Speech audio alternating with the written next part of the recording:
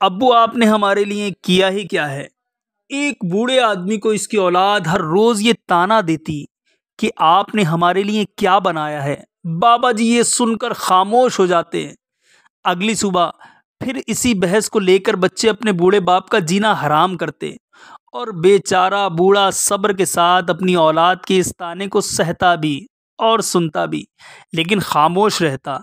जब मौत का वक्त करीब आया और बूढ़ा बिस्तरे मर्ग पर लेट गया, तो जाते जाते अपने बच्चों को एक कागज दे गया जिस पर लिखा था, इस घर के नीचे मेरी उम्र भर की जमा पूंजी है, भारी खजाना है, खोद कर निकाल लेना।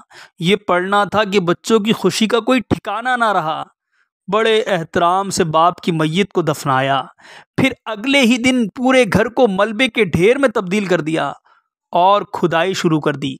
खुदाई करते उनकी नज़र एक छोटे से संदूक पर पड़ी, जिसे खोला गया तो इसमें एक पर्ची पड़ी थी जिस पर लिखा था, अगर तुम सब इतने ही मर्द हो तो इसी घर को दोबारा बनाओ जैसे मैंने अपना खून पसीना बहाकर तामीर किया था।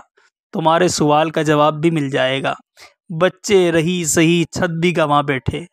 आज का नौजवान माँ बाप का खिदमत गुजार हो या ना हो, लेकिन ये सवाल ज़रूर पूछता है, हमारे वालिदैन ने हमारे लिए बनाया क्या है। जिन्होंने बनाया वो भी अजियत में जी रहे हैं। सच पूछिए तो ऐसी औलादों के साथ ऐसा ही होना चाहिए जैसा इन बाबा जी ने किया।